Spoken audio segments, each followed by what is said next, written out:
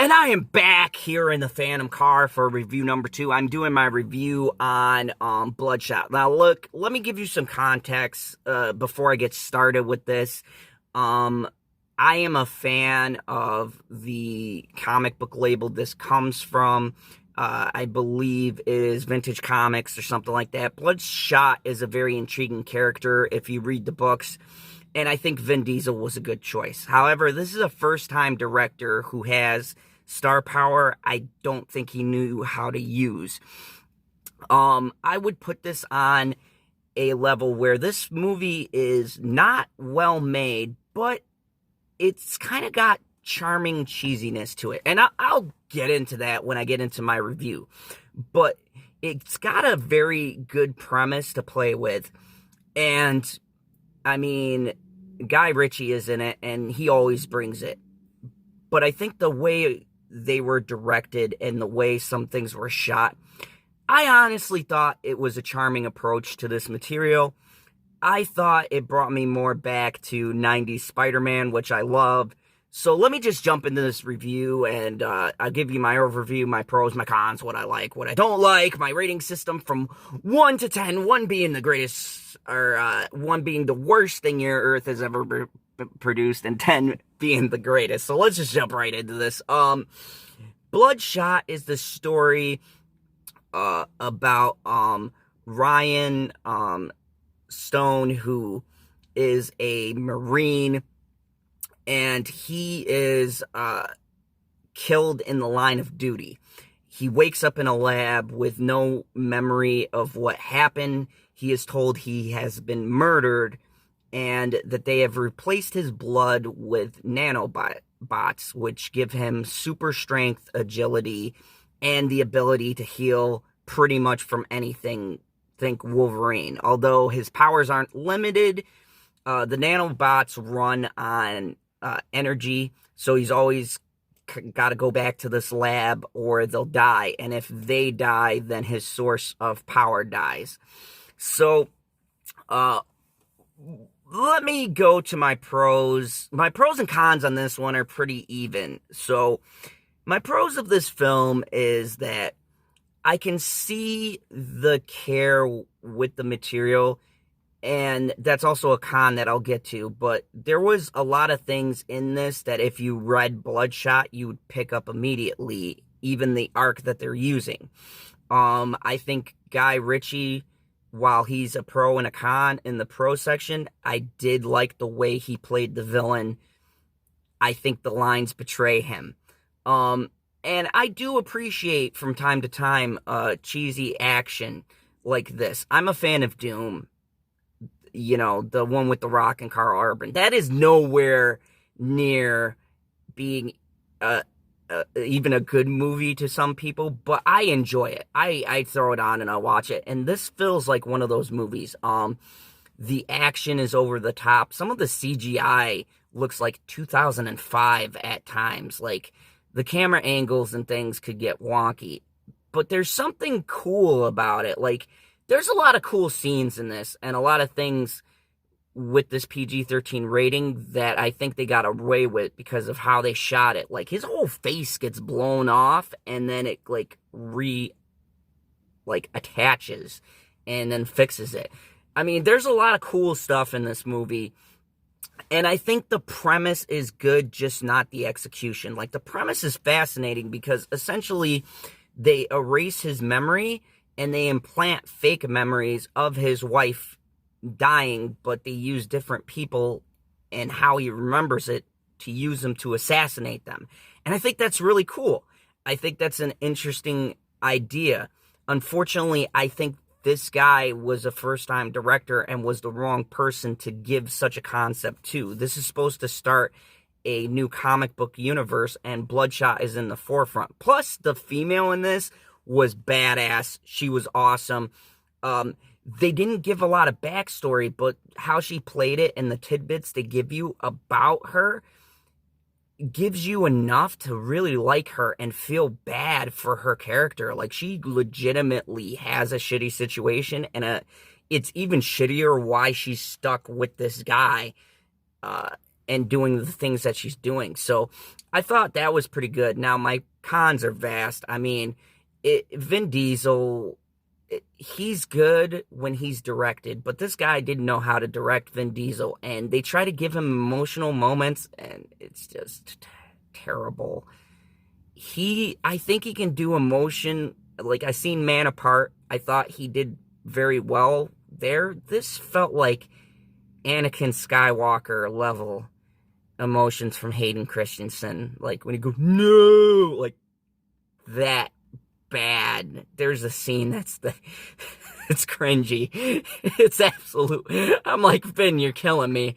I want to believe in you. Also, the special effects, like I said, are a pro and a con. There's parts where they look really good, and then there's a part where he's falling through this elevator, punching the guy in midair. It looks like PlayStation 4, Xbox 360 graphics level. No, let me take that back. Like, Xbox, 360, PlayStation 3, maybe 2 graphics. When they're falling, like, oh my god, I was like, this is a cutscene from a game. It's so bad. It's so bad. And it astonishes me because you'll see one scene where it looks good, it looks clean, and then another scene where you're like, this feels like I'm watching a video game trailer. It is so terrible. The dialogue and the delivery is like cheesy 2005, maybe even 90s dialogue where he's like, I just wanted to see you suffer before I put you back under, and you won't remember a thing. Mwah, mwah. It's like, how do you deliver that line? Yeah, I was laughing when he said that. It's supposed to be a serious moment, but I was laughing so hard. I was glad I saw this by myself. Guy Ritchie tries, but he comes across as the typical villain that has a very generic overall reason. My research got cut. Now I'm angry. Now I'm gonna kill everyone involved. Like, there's no depth. It's a deep concept with a writer who has no depth to really explore what the issues are. And it could talk about man versus machine, the boundaries of science. I mean, you could have taken an ex machina approach to this movie, and instead they took like a kindergarten. And the exposition, there is literally a 5-minute scene telling us everything that happened up to this point instead of showing us, and I hate that shit. Don't explain, I'm not an idiot. They like, oh, did you know that nanobots can self-regenerate and they're the latest technology? It's like, yes, I know what a nanobot is. Move it along. Oh my god.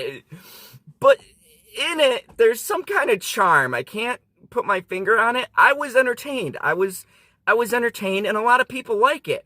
It's very stupid fun, and there's something about it where I wouldn't recommend seeing it and spending money, but like, if it's on HBO or you got a free day, it's very entertaining. Whether for the right or wrong reviews, it's still entertaining. It's a hell of a lot more entertaining than Greed was. So overall, what do I think? I think that the director tried, and I give him credit because he tried to respect the source it came from while changing things, and I didn't mind the changes. The problem is he doesn't explain what needs to be explained, and he explains too much of what we can already establish by the movie. And it just makes the whole entire thing suffer. And it's a real shame because this movie, to me, had a lot of potential. And it's going to make its money back. So if they do a sequel, I honestly think they need a better director. Because this guy had no clue to do with the talent that he had. Try to make something. The writing is still not there. He's a first-time director, and it shows. Overall, Zod doesn't approve seeing this movie in the theater. I do approve seeing it outside. Like, if you have like a paid for subscription, or if it comes to Hulu, it's worth like renting. You can rent it for $3 on there. and you have a good time. I think a lot of people will have a good time with this movie. I just don't think it's worth the price of tickets. And also, I'd give this movie, honestly, I'd give this movie about a 6 out of 10. And I give it a 6 because I laughed and got enjoyment, granted the wrong reasons, but I give it a 6 because I can see them honestly trying. I had fun with the movie, and technically there are a few glitches, but for the most part it's adequately shot. It's just the acting isn't directed well, and the lines are terrible that the actors were given. Now 6 isn't a ringing endorsement. I mean, I consider 8, 9, and 10 a ringing endorsement, but I wouldn't put it in like 1, 2, 3, 4 area. It's not a terrible movie. It's watchable, and it's only an hour and something. So you only lose an hour and like 40 minutes of your life.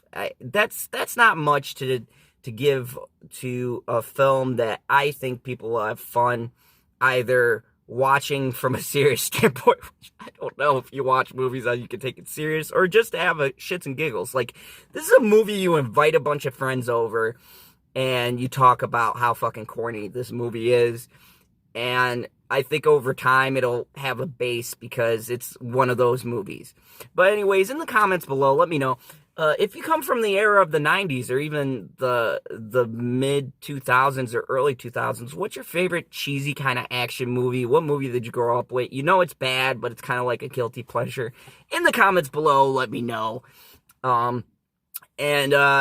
As always, remember, from here in the fandom car, Neal before General Zod.